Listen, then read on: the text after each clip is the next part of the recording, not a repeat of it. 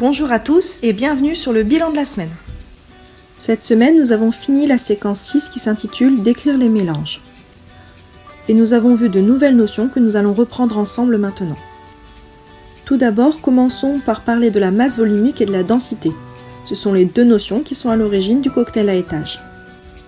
Alors, la masse volumique, c'est la masse d'une substance pour un volume donné.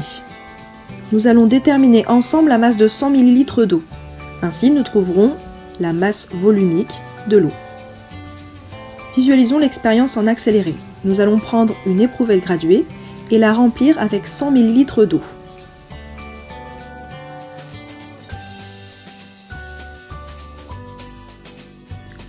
À la fin de l'expérience, on constate que 100 ml d'eau a une masse de 100 g. On a donc la masse volumique de l'eau, que l'on peut noter ρ, qui vaut 1000 g pour 1 litre. À partir de la masse volumique, on peut parler d'une autre grandeur physique qui s'appelle la densité. La densité permet de comparer la masse volumique d'un composé par rapport à la masse volumique de l'eau. Ici, nous avons de l'huile. La densité de l'huile est de 0,9. Cette densité étant plus petite que 1, on dit que l'huile est moins dense que l'eau. On voit donc qu'elle se retrouve au-dessus de l'eau.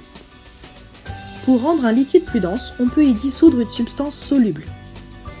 C'est ainsi que dans un cocktail, le sirop, qui est le plus dense, se retrouve en bas et l'eau, qui est le moins dense, puisque non sucrée, se retrouve au-dessus. Nous allons maintenant parler des solutions. Une solution est obtenue par dissolution. Voyons maintenant le vocabulaire spécifique des solutions. Un solvant est la substance qui dissout. En général, pour nous, ce sera l'eau. Le soluté est la substance qui est dissoute à l'intérieur. Dans l'exemple que tu vois, il s'agit du sel. La solution est le mélange d'une ou plusieurs substances qui ont été dissoutes. Dans notre exemple, il s'agit de l'eau salée. Étudions l'évolution de la masse lors de la dissolution. Nous allons prendre une certaine masse de solvant. Ici, notre eau plus le bécher a une masse de 84 g. Prenons ensuite la masse de notre soluté. Ici, nos deux morceaux de sucre ont une masse de 12 g.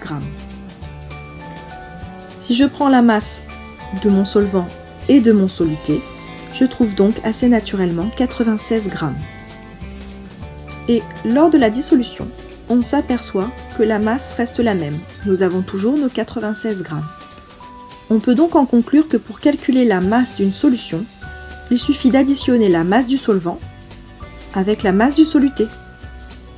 On peut donc à présent se demander ce qu'il se passe si on rajoute encore et encore et encore du soluté. En ajoutant du soluté, la solution homogène finit par devenir hétérogène. Le soluté ne se dissout plus. On obtient ce que l'on appelle une solution saturée. À température ambiante, on peut obtenir une solution saturée d'eau salée si on dissout plus de 360 g de sel dans 1 litre d'eau.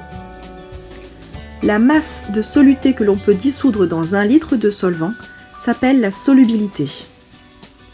Notre solution saturée de sel a donc une solubilité de 360 g par litre. Voilà, j'espère que tout est clair pour toi et je te dis à la semaine prochaine.